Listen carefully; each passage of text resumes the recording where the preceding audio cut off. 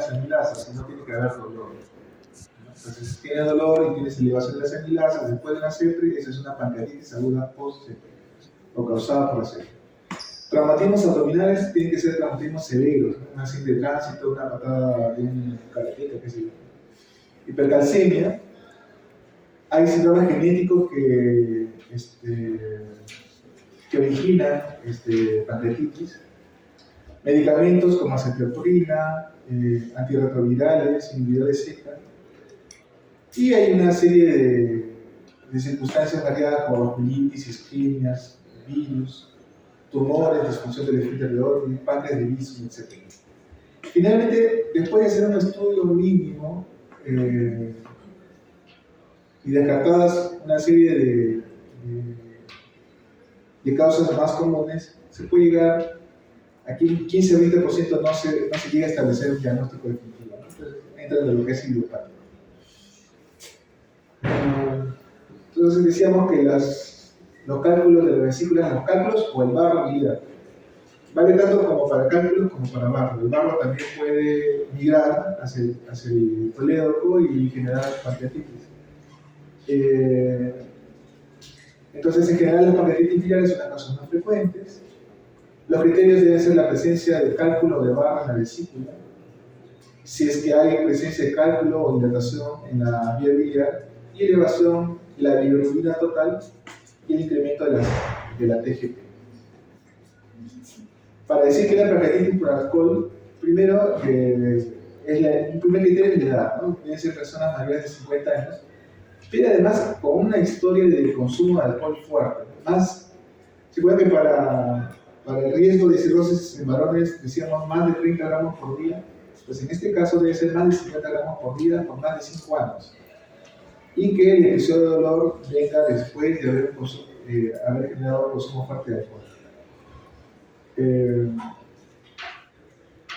La pancreatitis aguda se evidente en menos del 5% de bebedores fuertes de alcohol, o sea que además del consumo debe haber otros factores, ¿no? Probablemente factores genéticos. Y pueden ocurrir episodios leves que conduzcan a una pancreatitis crónica. O sea, no siempre se va a presentar de forma aguda severa, sino que puede ir dándose de a pocos hasta generar una pancreatitis crónica producto de la alcohol. Hay una condición que es la pancreatitis aguda recurrente, es decir, aquella que se repite. Y para eso tiene que haber al menos 2 episodios de pancreatitis aguda con resolución completa, o casi completa de los signos y síntomas entre uno y otro episodio. La mayoría de casos se asocian al consumo de alcohol y también a la disciplina, realmente lo mismo. ¿No? Pero ¿qué es lo que ha pasado aquí? O que el paciente no dejó de beber alcohol, o que la persona que tenía el cálculo no se operó de la vesícula. Entonces, no se operó la vesícula y en el tiempo volvió a repetir la pancreatitis. A veces el problema es el siguiente: el problema es de que tenía barro biliar y el barro biliar no fue considerado como una causa de pancreatitis aguda biliar, o simplemente no se detectó el barro biliar por ecografía. Bueno, fuera de esto, se había que replantear si es que hay una pancreatitis, o sea, una persona que tiene pancreatitis y se repite, y de repente hasta fue operada la vesícula. Entonces, habría que replantear si es que es por triglicéridos altos, si es por problemas de calcio, o si es por consumo de medicamentos. Debería hacerse una colangio-resonancia. ¿Para qué? Para descartar los casos de cálculos no evidenciados en la vía biliar, para determinar neoplasias quísticas del páncreas, que pueden ser también causas de pancreatitis recurrente, o alteración del páncreas, que exista un páncreas diviso. También se puede pedir, en lugar de una colangio-resonancia, un ultrasonido endoscópico, que nos sirve para la evaluación de los conductos y del parénquima pancreático y mejorar el diagnóstico del barro biliar. Generalmente lo que se usa es colangio-resonancia. Y cuando se sospecha de que el problema sea genético, habría que pedir IgG4. Hay un incremento de IgG4 y habría que ver los factores para decir que es una pancreatitis aguda tipo autoinmune, ver los antecedentes familiares, personales, y en la persona misma ver otras enfermedades autoinmunes, ya sea el estudio genético. ¿Qué es el páncreas diviso? Bueno, lo normal es que los conductos pancreáticos, los dos conductos pancreáticos no se unen durante su desarrollo biológico, ¿no? Tanto del páncreas ventral como del páncreas dorsal. Y cuando esto ocurre, bueno, aparece esto, y esto pasa en un 5 o 15% de la población. Pero no es suficiente con tener páncreas diviso. En algunas personas que tienen páncreas diviso va a ocurrir pancreatitis. Y cuando ocurre esto va a ser causa recurrente de pancreatitis en jóvenes y adolescentes. ¿Cómo hacer el diagnóstico? Pues haciendo una sepsia, acá se ven los dos conductos pancreáticos, y el diagnóstico se hace por sepsia o por coraje resonancia.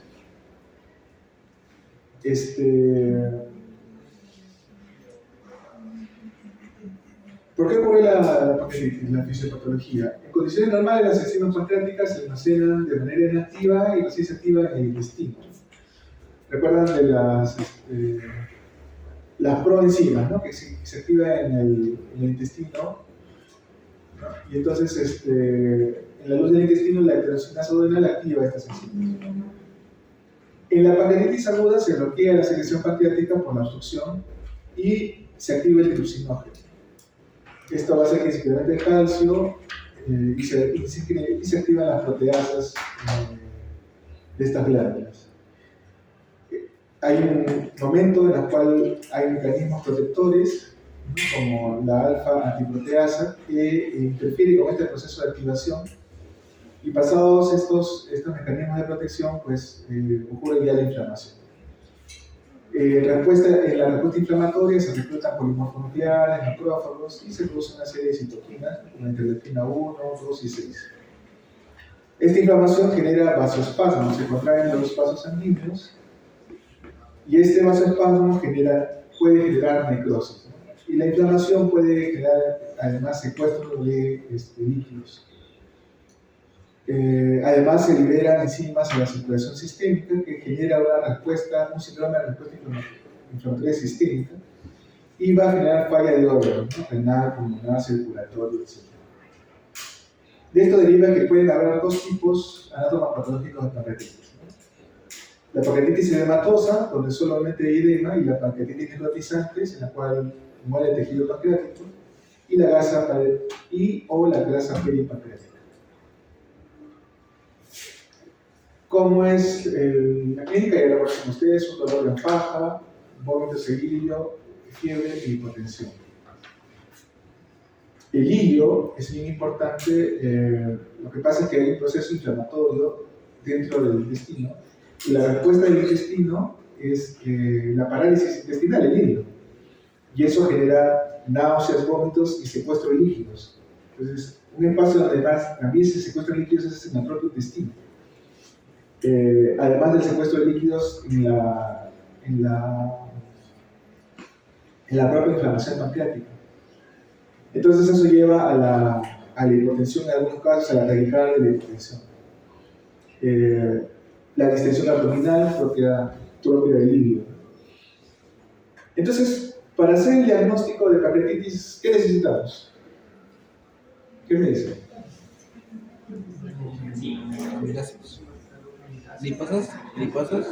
Lipasas, ¿qué más? Amilasas, ¿qué más?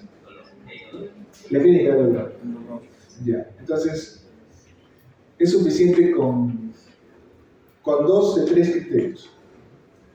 Dolor abdominal típico, que es un dolor intenso, constante, que puede ser en el epigastrio o en el hipocondrio izquierdo, pero que la característica es que es en faja y se irradia hacia la espalda. Entonces es un dolor que no calma con nada. Ustedes le dan buscapina, le dan antiinflamatorios y el dolor no calma. Entonces uno es el dolor típico, ¿no? Otro es el incremento de enzimas, que pueden ser amilasas o lipasas, cualquiera de ellos. ¿Cuánto se deben incrementar? Más de 3 veces el valor máximo normal. Si tu laboratorio dice que las amilasas, su valor máximo normal es 100, con 300 ya tienes diagnóstico. Si no tienes amilasas, puedes usar lipasas. Si no tienes lipasas, puedes usar amilasas. Aunque uno esté elevado, es suficiente para el diagnóstico. No es necesario pedir los dos. ¿Cuándo ¿Cuándo piden lipasas? Cuando de repente las amilasas están normales y tú sospechas que este paciente estuvo con dolor desde hace mucho tiempo y sospechas que las amilasas se hayan bajado. Como las lipasas duran más tiempo, puedes pedir lipasas para esas circunstancias, ¿no? En la cual te estás sospechando fuertemente de pancreatitis y no has llegado al diagnóstico con las amilasas. Pero ¿qué pasa si tu dolor no te convence, el dolor del paciente no te convence y las amilasas están elevadas pero el dolor no te convence? O al revés, el dolor es muy típico y las amilasas por alguna u otra razón no llegan al valor de 3 o más. Entonces, ahí tienen que echar prueba a las imágenes. En este caso, ¿qué imagen pedirían para hacer el diagnóstico de pancreatitis? Fuerte. Fuerte, no te escucho. Una tomografía, ya, claro. ¿Y si es una embarazada? ¿Qué? Resonancia, claro. Entonces, esas son las alternativas. Entonces, los criterios de Atlanta, que cuando quieran hablar de buscar de pancreatitis, empiezan por los criterios de los consensos de Atlanta. Con 2 de esos 3 criterios ya tienes el diagnóstico de pancreatitis. Lo siguiente va a ser, una vez establecido el diagnóstico de pancreatitis, va a ser resolver cuál es la etiología, cuál es la causa. Una ecografía nos puede determinar si hay cálculos. Una bioquímica nos puede determinar si la bilirrubina está elevada y la TGP está elevada. En cualquiera de esas circunstancias, vienes al diagnóstico de pancreatitis aguda biliar, ¿no? Y lo siguiente que tienes que saber es qué tan severa es. Las amilasas se elevan rápidamente, pocas horas después, en 2 a 12 horas, se normalizan en 3 a 5 días. Es importante que ningún valor de amilasa tiene valor pronóstico. Si el valor es 100, como dijimos hace un rato, te llega un paciente con amilasas de 400 y otro con amilasas de 3000. No es que el que tiene 3000 esté peor que el que tiene 400. No tiene valor en determinar la severidad. ¿Ya? El valor de amilasas no determina severidad. Entonces, no hay por qué asustarse que las amilasas estén muy elevadas. Lo que sí, claro, a un mayor valor, menor probabilidad de equivocarse, ¿no? Porque si están sobre el límite o un poco por debajo del límite, de repente puede haber cierta dificultad, cierta probabilidad de error en laboratorio o error en diagnóstico. En la pancreatitis por hipertrigliceridemia, los valores de amilasa podrían ser normales. Entonces, esta sería otra circunstancia en la cual pedir lipasas. Las amilasas pueden elevarse además en insuficiencia renal crónica y en enfermedades de las glándulas salivales, en las colicistitis y las neoplasias de páncreas.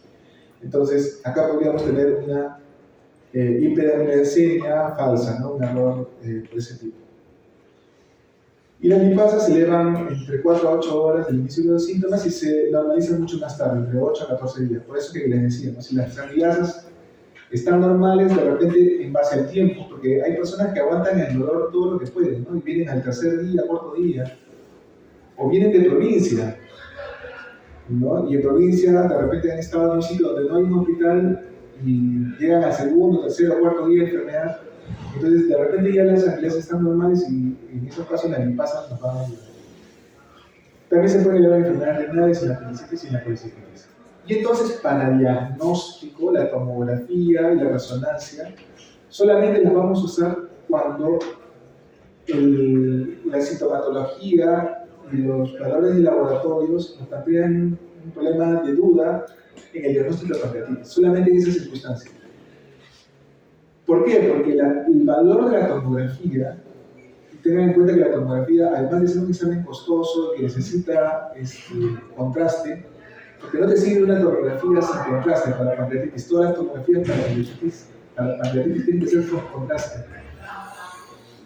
Y entonces tienes una probabilidad de daño renal también. Entonces, ese recurso lo tienes que cuidar.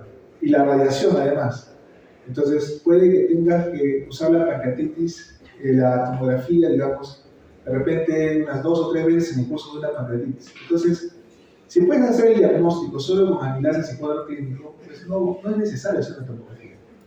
pero te guardas ese recurso para cuando tengas que plantearte la duda de que es una pancreatitis severa, ahí pides la tomografía. Entonces, para usos diagnósticos, cuando hay duda en el diagnóstico por laboratorio y por clínica. Y en los pacientes que ya pasaron las 72 horas, cuando queremos descartar necrosis. La utilidad de la tomografía de pancreatitis es la detección de colecciones o de complicaciones locales. Entonces, cuando queremos hacer el diagnóstico de complicaciones locales, y sobre todo de necrosis, ya usamos uso de este recurso, de la tomografía. Y las necrosis no aparecen en la primera hora de la pancreatitis, las necrosis aparecen después de las 72 horas. Entonces, la tomografía al inicio de la enfermedad, pues, no es de mucho valor, salvo cuando tenemos dudas en el diagnóstico. La tomografía con contraste tiene un 90% de sensibilidad y especificidad para el diagnóstico de pancreatitis y la resonancia es similar a la tomografía, ¿no? Además, que nos puede ayudar a ver la vía aguda, ¿no?, para descarte de coledocolitiasis, y podemos usarla cuando hay alergias al contraste, cuando hay insuficiencia renal o cuando es una embarazada. Entonces, la pancreatitis tiene dos fases, una fase temprana, en los primeros 7 días, caracterizada por... El problema principal de la primera fase es el síndrome de la respuesta inflamatoria sistémica y falla de órganos. Pueden haber complicaciones locales como las necrosis que aparecen a las 72 horas o colecciones líquidas, pero estas aún no son determinantes de la severidad del proceso. Puede estar la necrosis, pero todavía no es lo más importante en el proceso. Ya en la fase tardía, después de los 7 días, que pueden durar, esta fase puede durar semanas o meses, puede persistir la respuesta inflamatoria sistémica, la falla de órganos y las complicaciones locales. Pero además ocurre que las necrosis se pueden infectar, la necrosis pancreática, y esto se evidencia por la presencia de gas extraluminal en el páncreas o en el tejido peripancreático. Y pueden aparecer además las complicaciones tardías como los pseudoquistes del páncreas, que ocurren después de las 4 semanas de la enfermedad. Pronósticos. Bueno, cuando hablamos de pronósticos significa que queremos adelantarnos a un evento que no conocemos. El dolor y los síntomas pueden ser iguales en 2 personas con pancreatitis, y después, en la evolución del tiempo, vas a tener que uno a los 5 días está comiendo y el otro a la semana está en una unidad de cuidados intensivos con un montón de tubos y con todos los cuidados de un paciente con falla de órganos. Entonces, ¿qué pasó? Uno de repente, fue una pancreatitis edematosa, en el otro fue una pancreatitis necrotizante. A los dos los vimos muy similares el primer día, pero en uno se desarrolló la necrosis y en el primer día nosotros no sabemos quién va a hacer qué, en qué circunstancias. Entonces, en esos primeros días de evolución que no sabemos cuál va a ser la evolución del paciente, la idea es adelantarse, ¿no?, y tener un poco más de cuidado y vigilancia en aquellos pacientes que van a tener este proceso, ¿no?, este proceso severo. Y entonces se ha querido siempre evaluar quiénes son estas personas que están más en riesgo, y se habla de criterios de pronóstico. Entonces, para que los factores de riesgo o de mal pronóstico para que la pancreatitis sea severa son estos, ¿no?, la edad mayor de 50 años, la obesidad, que se presente con un estado mental alterado, que tenga la presencia de comorbilidades, que tenga más de 3 criterios de CIRS, que el nitrógeno ureico sea más de 20, que se incremente en el proceso del nitrógeno ureico, que se incremente el hematocrito, que la creatinina esté aumentada, que haya derrames en la radiografía de tórax y que en la tomografía presente condiciones extrapancreáticas. Eso es en general, pero ya más o menos desde los años 70 y pico, cuando la tomografía recién se estaba desarrollando, se inventaron estos criterios que son los llamados criterios de Rason, que a la actualidad ya no sirven. Ya, pero a modo de historia, ¿no? Los criterios de Ransom al ingreso eran pues la edad mayor de 55 años, 70 para cuando estamos hablando de hepatitis alcohólica, una leucocitosis de más de 16.000 y más de 18.000 para la alcohólica, glucosa más de 200, DHL en más de 350 y la TGO más de 250. Y a las 48 horas, disminución del hematocrito en un 10%, aumento del nitrógeno hemoglucémico de más de 5 miligramos, calcio sérico menor de 8, déficit de bases de más de 4 y secuestro de líquidos estimado en 6 litros. Entonces, ¿cuál es el principal problema del Ransom? Que había que esperar las 48 horas para poder determinar un pronóstico. Entiéndase que esto es pronóstico, no diagnóstico. O sea, el tener más de 3 criterios pronostica que la persona va a tener una pancreatitis severa. Y en sus estudios de mortalidad de Ransom encontró que si había 0 a 2 criterios, la mortalidad era 1%, con 5 a 6, 40% y con 7 a 8, 100%. Luego, de los conocidos, porque van a encontrar un montón de criterios de pronóstico. De los conocidos, el Apache 2 se considera grave si la puntuación es igual o mayor de 8. Y tenemos el criterio de ISAP, que la gracia del ISAP es lo fácil que se puede usar, ¿no? Y que puede servir las primeras 24 horas. La urea mayor de 53 o el nitrógeno ureico más de 25, la edad más de 60, más de 2 criterios de Sears, una alteración del estado mental, un plasma menos de 15 y derrame pleural. Entonces, para hablar de severidad debe haber más de 3 criterios, ¿no? 3 de estos criterios. ¿Qué pasa si tengo un visa con más de 3 criterios? 3 o más criterios, entonces todavía no tengo un diagnóstico de necrosis, todavía no tengo un diagnóstico de una falla de órgano, pero estoy pensando que este paciente probablemente va a ser alguna complicación severa, y en este paciente voy a tener mayor, precaución en los cuidados y en el monitoreo. Y de preferencia, este tipo de pacientes tendría que ir a una unidad de cuidados intensivos. Bueno, el índice tomográfico de severidad, en la cual el páncreas normal tiene 0 puntos, la presencia de edema difuso o focal al 1 punto, la inflamación peripancreática 2, una colección de líquido simple vale 3, y cuando hay 2 o más colecciones peripancreáticas vale 4. A esto se añade el porcentaje de necrosis del parénquima. Si no hay, esto vale 0.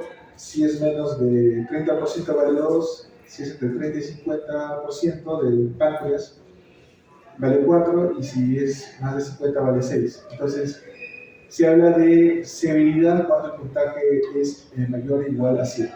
Si ustedes encuentran criterios de Baltasar, esto es lo mismo que el Baltasar, sino que el Baltasar era una puntuación previa, y esto se le llamaban de la A, B, C, D, E. Y para decir mal pronóstico eran D y E, pero tenía mala correlación.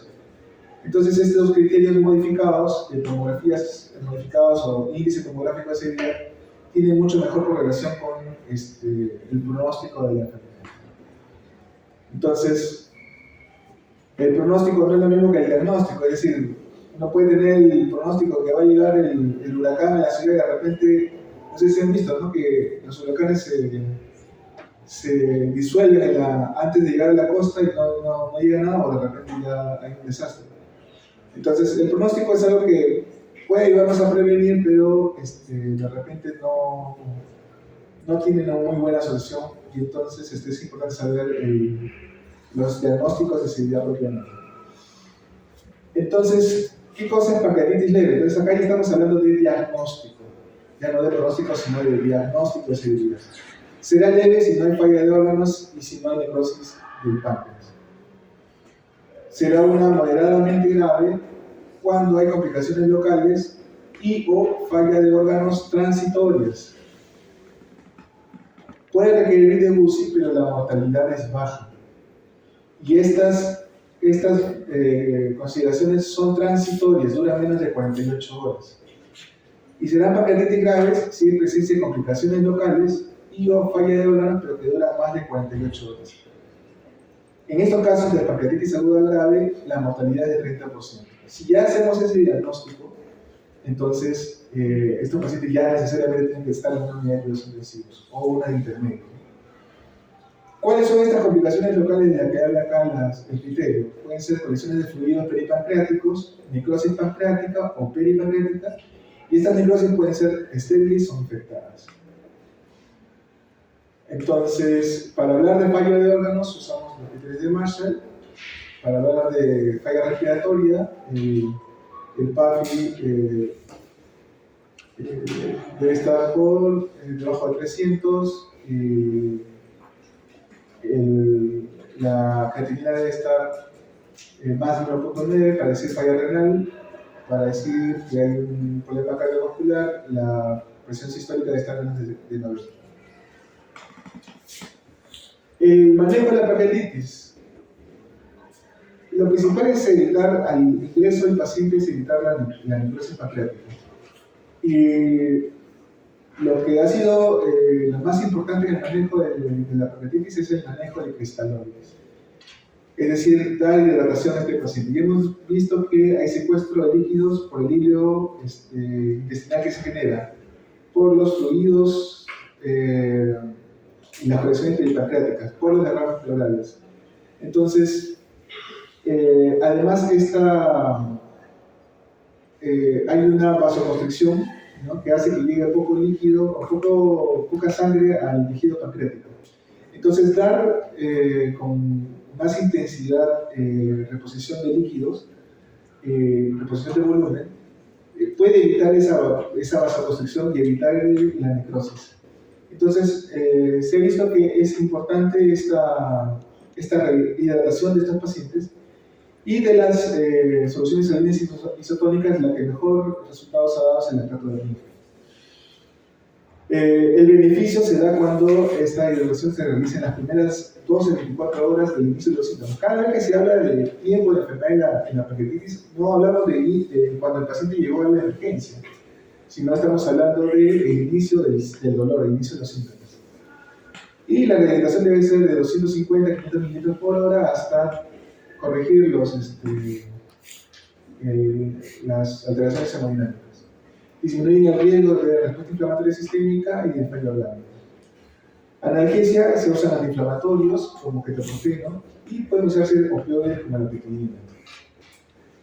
Esto es antiguo, ¿no? Lo de la morfina, la verdad que esto está en discusión si se puede usar, no sé, actualmente no hay tanta oposición a esto, pero clásicamente se decía no usar morfina por la posibilidad de que se contraiga el esfínter de Doyle. Y dado de que hay una disminución también de la circulación esplánica, la probabilidad de úlceras por estrés, posibilidades de bomba y reumatismo.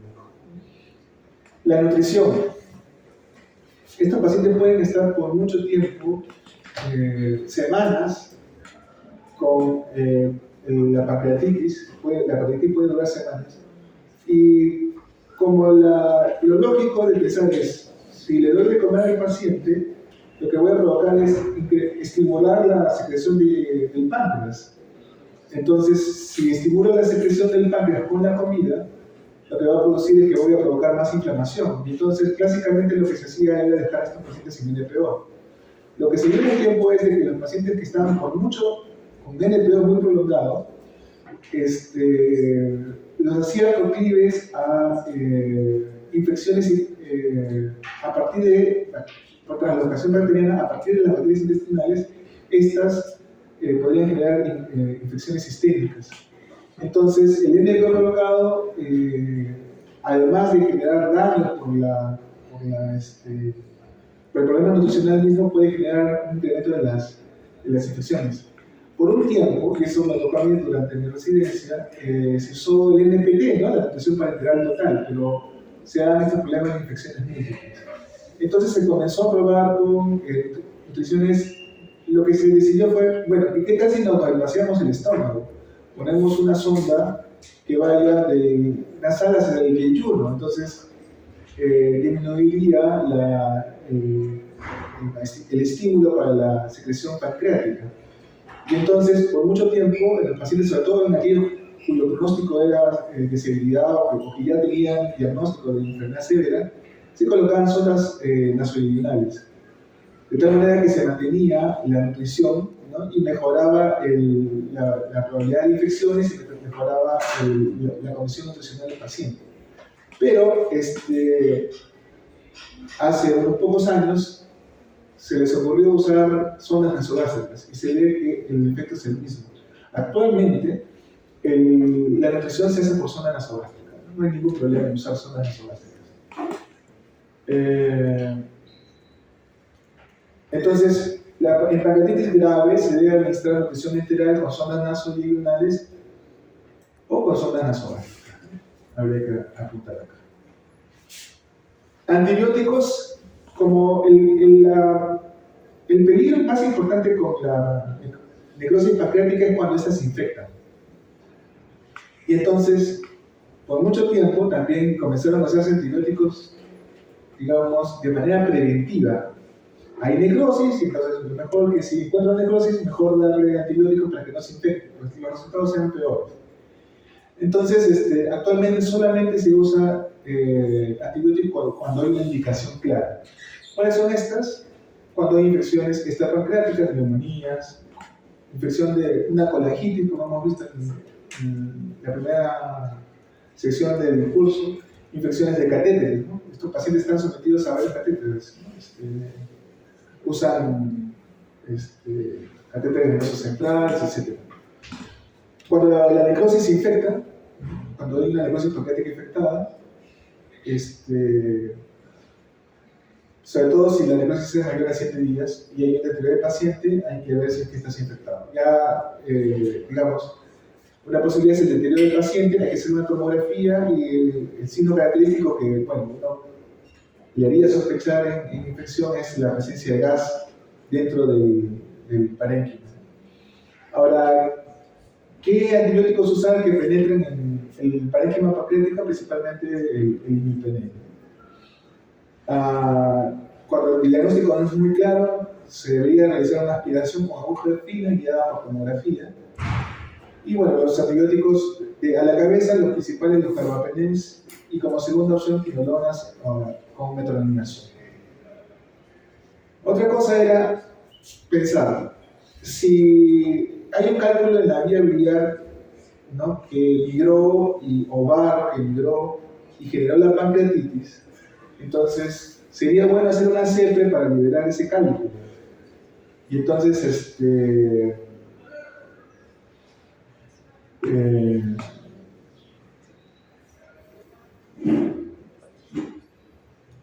lo que se encontró al hacer este tipo de cosas era que los pacientes se empeoraban. Entonces, ¿cuándo usar la CEPRE? La CEPRE sí tiene una utilidad. Es cuando se quiere resolver, cuando el paciente tiene colangitis. Recuerden que la colangitis es como un absceso, es una colección de pus donde en el conducto, en el colédoco. Entonces, con la CEPRE se llega a la papila mayor, se hace la papiloesfinterotomía y se drena. Yo les conté, creo que en la residencia hacíamos CEPRES a todos los pacientes con pancreatitis, ¿no? Debemos haber hecho mucho daño en esa época. Pero sí pasaba en algunos pacientes que se hacía el corte y veíamos cómo salía la pus. Y en esos casos los pacientes mejoraban. ¿Por qué? Porque tenían una colangitis. Ahora ya no, ya se hicieron los estudios y ya se ha visto que la CEPRE temprana no sirve. Pero cuando tienes criterios de colangitis sí se debe hacer una CEPRE. O cuando tienes una coledocolitis, si claramente el cálculo está subiendo, va a generar más daño. Entonces, si hay criterios para coledocolitis, sí hay que hacer la CEPRE. Intervencionismo, cuando la necrosis está infectada, se puede hacer drenaje por vía percutánea, es decir, a través de la piel, por una guía ecográfica o tomográfica, o a través del endoscopio, hacer un corte con una aguja por eléctrica, ¿no? Se hace un corte a través del estómago del duodeno, se llega hasta la zona del páncreas que está necrosada y se hace un drenaje a través de ese orificio que se genera. E inclusive se pueden introducir a través de ese orificio, se pueden introducir elementos para retirar la necrosis, se pueden ir retirando. Eso es algo que es bien interesante, ¿no? Está el páncreas, está la necrosis dentro del páncreas, que está adyacente a la pared del estómago del duodeno. Se hace el corte y se va escarbando, se va sacando el tejido necrótico infectado. ¿Qué se hacía antes?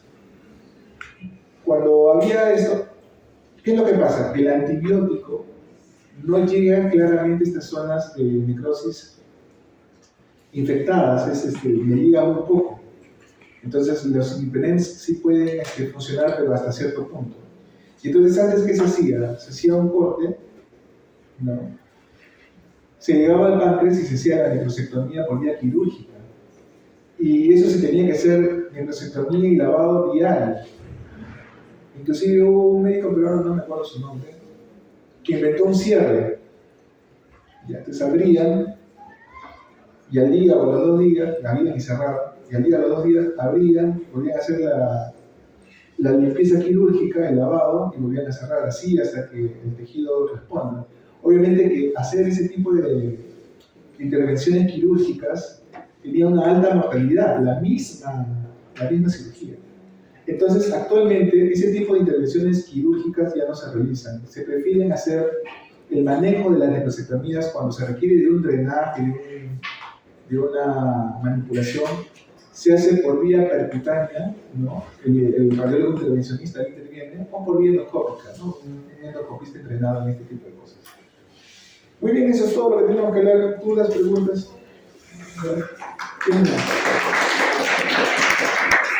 Muchas gracias.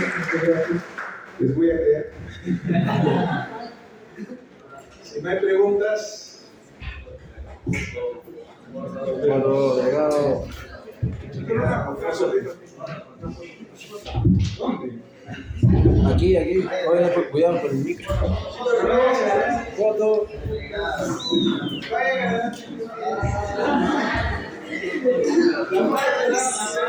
Esteban.